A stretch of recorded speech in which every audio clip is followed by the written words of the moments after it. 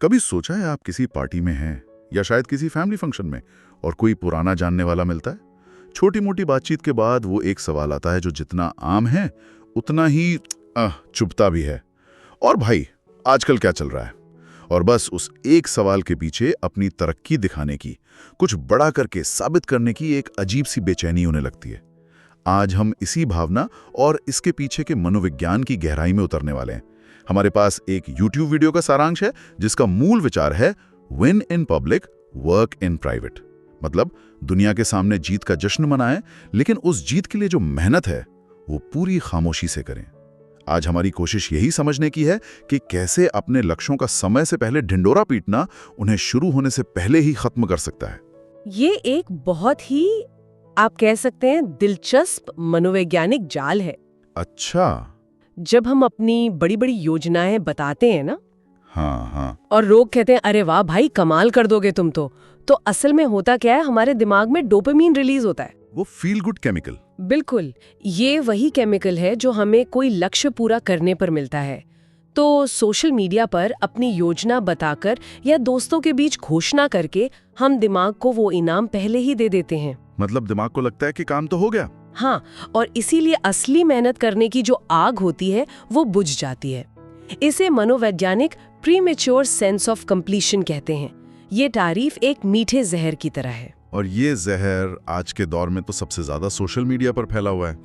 Laptop और coffee की तस्वीर के साथ caption hustle mode on, grinding. हाँ, जबकि हकीकत में शायद नेटफ्लिक्स पर कोई शो चल रहा हो। ये जो दिखावा है ये हमें एक तरह की, मतलब, ट्रेडमिल पर दौड़ा रहा है। बिल्कुल, ट्रेडमिल पर। पसीना तो निकल रहा है, मेहनत दिख तो रही है, पर पहुंच कहीं नहीं रहे। हाँ, मंजिल नहीं आ रही। एकदम सटीक रूपक है ये। और ये सिर्फ दिखावा नहीं है, ये आपकी ऊर्जा का रिसाव है। ऊर्जा का रिसाव? हाँ, आपकी मानसिक ऊर्जा एक सीमित संसाधन है। जब आप उसे ये बताने में खर्च कर देते हैं कि आप क्या करने वाले हैं, तो असल में करने के लिए ऊर्जा कम बचती है। सारी शक्ति बातों में निकल जाती है, काम में नहीं। लेकिन यहाँ एक सवाल उठता है। कई लोग कहते हैं कि जब वो अपने लक्ष्य दोस्तों को या सोशल मीडिया पर बताते हैं तो उन्हें एक अकाउंटेबिलिटी पार्टनर मिल जाता है। हाँ, ये तर्क बहुत आम है। एक तरह का सामाजिक दबाव बनता है जो उन्हें काम करने के लिए प्रेरित करता है। क्या इस पब्लिक अकाउंटेबिलिटी वाले तर्क में कोई दम नहीं है? नहीं, ये बहुत जरूरी सवाल है और इसमें थोड़ी सच्चाई भी है, लेकिन हमें फर्क समझना होगा। पब्लिक अकाउंटेबिलिटी और पब्लिक वैलिडेशन दो अलग अलग चीजें हैं। अच्छा। जब आप अपने लक्ष्य की घोषणा हजारों लोगों के सामने करते हैं तो आप जवाबदेही नहीं बल्कि तारीफ खोज रहे होते हैं। असली जवाबदेही होती है जब आप अपने लक्ष्य के बारे में सिर्फ एक या दो भरोसेमंद लोगों को बताते हैं। जैसे कोई मेंटर या हाँ, कोई मेंटर, आपका कोई शिक्षक या कोई बहुत करीबी दोस्त जो आपकी तारीफ नहीं करेगा बल्कि आपसे मुश्किल सवाल पूछेगा। वो आपसे पूछेगा उस प्लान पर कितना काम हुआ। वो आपको आईना दिखाएगा।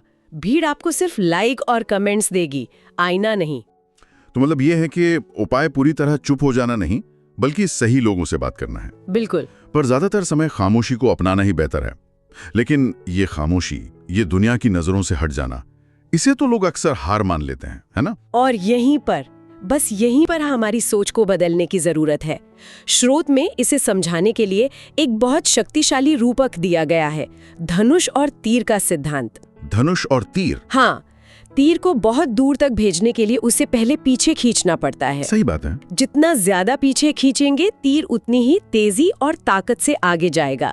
ये जो दुनिया की नजरों से पीछे हटना है, ये गुमनामी में जाना है, ये हार नहीं है, ये उस लंबी छलांग की तैयारी है। मतलब ये एक स्ट्रैटेजिक रिट्रीट है, हार मानकर भागना नहीं। बिल्कुल। और ये गुमनामी का समय एक वरदान है। सोचिए, जब कोई आपको देख नहीं रहा होता, हाँ, तो आप पर परफेक्ट होने का कोई दबाव नहीं होता। आप खुलकर गलतियां कर सकते हैं और कोई हंसने वाला नहीं होगा। आप 1000 बार गिर सकते हैं और कोई मजाक उड़ाने वाला नहीं होगा। ये समय अपनी कला को, अपनी स्किल्स को बिना किसी बाहरी जजमेंट के निखारने का सबसे सुनहरा मौका होता है। ये बात मुझे जेके राउलिंग की याद दिलाती है। बताइए। हैरी पॉटर लिखने से पहले वो सालों तक एडिनबर्ग के एक छोटे से कैफे में बैठ के लिखती रहीं। किसी को नहीं पता था कि वो एक ऐसी दुनिया रच रही हैं जो इतिहास बदल देगी। सही। वो उनके लिए धनुष को पीछे खींचने का दौर था। फिर जब किताब आई तो वो तीर बनकर ऐसी निकली जिसने पूरी दुनिया को हैरान कर दिया। बहुत ही शानदार उदाहरण है और प्रकृति भी हमें यही सिखाती है। कैसे? दुनिया की सबसे कीमती चीजें सोना, हीरा, तेल, ये सब कहाँ मिलती हैं? जमीन के नीचे। हाँ, जमीन की गहराइयों में, अंधेरे में छिपी होती हैं। सतह पर तो कंकड़ पत्थर ही मिलते हैं। इसीलिए स्रोत कहता है कि अपनी जिंदगी को एक खुली किताब या सड़क पर पड़ा अखबार मत बनाइए जिसे कोई भी पढ़कर फेंक दे। बिल्कुल, उसे एक तिजोरी बनाइए जिसका पासवर्ड सिर्फ आपके पास हो। आज के इस दिखावे के दौर में प्राइवेसी ही नई लग्जरी है। वाह, प्राइवेसी ही नई लग्जरी है। ये तिजोरी वाली बात तो बहुत अच्छी लगी, लेकिन कई लोगों को ये अव्यावहारिक लग सकता है। उन्हें लगेगा कि क्या हम दुनिया से पूरी तरह कट जाएं, कहीं हिमालय चले जाएं। इस घोस्ट बोट को असल जिंदगी में कैसे अपनाएं? नहीं, इसका मतलब सन्यासी बनना बिल्कुल नहीं है। इसका मतलब है सिलेक्टिव अवेलेबिलिटी को अपनाना। सिलेक्टिव अवेलेबिलिटी यानी ये तय करना कि आप कब, कहां और किसके लिए उपलब्ध है। वाह। नियंत्रण आपके हाथ में होना चाहिए। जैसे जब आप किसी गहरे काम में डूबे हो तो फोन को सिर्फ साइलेंट नहीं बल्कि स्विच ऑफ कर दे। स्विच ऑफ ही कर दें। हाँ, अपने काम करने की जगह को एक मंदिर जैसा बना लें, जहाँ बाहरी दुनिया की कोई भी आवाज आपके ध्यान को भंग ना कर सके। मतलब एक तरह से अपने चारों ओर एक अदृश्य घेरा बना लेना। हाँ, और उस घेरे के अंदर आपकी मानसिक ऊर्जा पूरी तरह सुरक्षित रहती है। आपको ऊर्जा के मामले में थोड़ा कंजूस बनना होगा। कंजूस? हाँ, सोचिए आपकी मानसिक ऊर्जा आपके बैंक अकाउंट की तरह है। अब ये आप पर है कि आप इसे हर किसी को सफाई देने, बहस करने और अपनी योजनाएं बताने में खर्च करते हैं, या फिर उसे बचाकर पूरी तरह अपने काम पर लगाते हैं। बिल्कुल। और जब आप ऐसा करते हैं तो काम की गुणवत्ता और गति दोनों में जबरदस्त सुधार आता है। और शायद इसका सबसे बड़ा फायदा है असफलता के डर से मुक्ति। बिल्कुल सही पकड़ा। अगर मैंने किसी को बताया ही नहीं है कि मैं यूपीएससी की तैयारी कर रहा हूँ या कोई नया बिजनेस शुरू कर रहा हूँ तो असफल होने पर शर्मिंदगी का डर कैसा? कोई ताना नहीं मारेगा कि बड़ा आया था, क्या हुआ? यही तो आजादी है। ये खामोशी आपको निडर बनाती है। आप बड़े जोखिम ले सकते हैं, नए प्रयोग कर सकते हैं, क्योंकि आपको किसी को जवाब नहीं देना है। आप गिर भी गए तो चुपचाप उठेंगे, अपनी गलतियों से सीखेंगे, धूल झाड़ेंगे और दोबारा कोशिश करेंगे। मतलब आपकी असफलताएं भी आपकी अपनी निजी संपत्ति बन जाती हैं, सार्वजनिक तमाशा नहीं। बिल्कुल। लेकिन ये सब सुनने में जितना आसान लगता है, करने में उतना ही मुश्किल है। हाँ, ये तो है। जब कोई दुनिया से पूरी तरह कट जाता है तो एक बहुत असली डर लगता है, फोमो यानी फियर ऑफ मिसिंग आउट। ऐसा लगता है जैसे पूरी दुनिया पार्टी कर रही है, आगे बढ़ रही है और हम एक कमरे में बंद होकर पीछे छूट रहे हैं। शुरुआती दिन तो बहुत भारी लगते होंगे। बिल्कुल।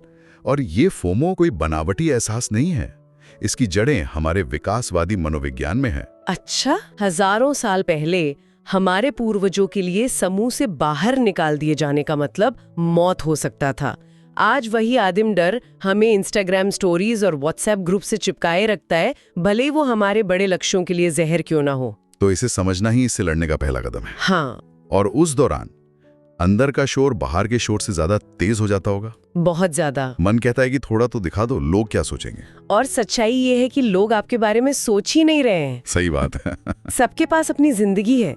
ये एहसास कि आप किसी के लिए उतने खास नहीं है शुरू में डराता है, लेकिन बाद में यही आपकी सबसे बड़ी ताकत बनता है। यहीं पर आपके चरित्र का असली विकास होता है। जब कोई नहीं देख रहा तब आप कितनी ईमानदारी से मेहनत करते हैं, वही आपकी असली पहचान बनाता है। जब आप बाहरी तारीफ या वैलिडेशन की बैसाखी छोड़ देते हैं तब आप असल में आत्मनिर्भर बनते हैं। और यही से कैल न्यूपोर्ट की डीपो की अवधारणा शुरू होती है ना। बिल्कुल। आज की इस विचलित दुनिया में जहां हमारा ध्यान हर 30 सेकंड में भटकता है, घंटों तक बिना किसी भटकाव के एक ही चीज पर ध्यान केंद्रित करना एक सुपर पावर से कम नहीं है। ये तो सच है। दुनिया के बड़े बड़े आविष्कार, महान कलाकृतियां और क्रांतिकारी विचार, ये सब बंद कमरों की खामोशी और गहरे ध्यान में ही पैदा हुए हैं। ये खामोशी आपको वो बौद्धिक गहराई देती है जो कोई मोटिवेशनल स्पीच या सोशल मीडिया पोस्ट नहीं दे सकता। चलिए अब उस पल की कल्पना करते हैं जब सालों की ये खामोश मेहनत, ये डीप वर्क दुनिया के सामने आता है।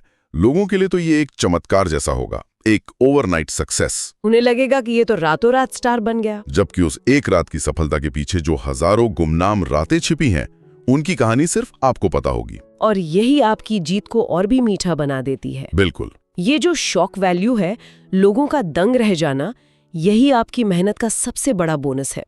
जब आप बिना किसी चेतावनी के धमाका करते हैं तो उसका असर सदियों तक रहता है। और यहाँ सार्वजनिक जीत का असली मतलब भी समझना जरूरी है। ये सिर्फ पैसा, शोहरत या इंस्टाग्राम फॉलोअर्स नहीं है। हाँ, इसका असली मतलब है प्रभाव पैदा करना। हाँ, जब आप चुपचाप मेहनत करके कुछ बड़ा हासिल करते हैं तो आपकी कहानी उन हजारों लाखों लोगों के लिए एक मशाल बन जाती है जो गुमनामी में मेहनत कर रहे हैं और अकेला महसूस करते हैं।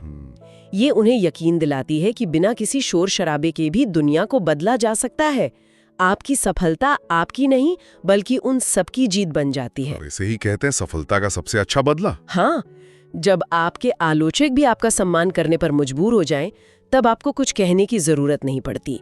आपका काम ही आपका सबसे जोरदार जवाब होता है।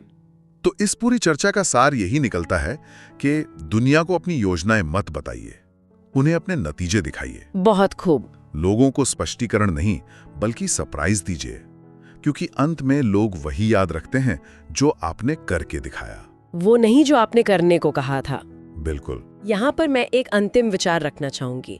असली चुनौती उस पहली बड़ी जीत के बाद शुरू होती है। अच्छा, वो कैसे? क्या व्यक्ति सफलता के बाद फिर से दिखावे और तारीफ के जाल में फंस जाता है, या शिखर पर पहुंचकर भी अपनी खामोश मेहनत की जड़ों को याद रखता है?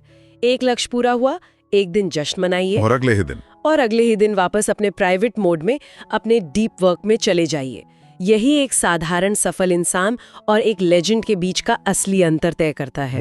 महानता एक बार की जीत नहीं बल्कि खामोशी से बार बार जीतने की आदत है। तो सुनने वालों के लिए एक सवाल छोड़कर जा रही हैं आप? हाँ, वो कौन सा एक काम या लक्ष्य है जिसका ढिंडोरा तो कई बार पीटा जा चुका है, लेकिन अब तक उस पर असल काम शुरू नहीं हुआ है? आज ही उसे अपनी सार्वजनिक घोषणाओं की लिस्ट से हटाकर अपनी निजी डायरी में लिखिए और खामोशी से उस पर पहला कदम उठाइए, क्योंकि सार्वजनिक जीत से पहले सैकड़ों निजी जीतें हासिल करना जरूरी है। आज की आपकी खामोशी ही कल की सबसे बड़ी गूंज बनेगी।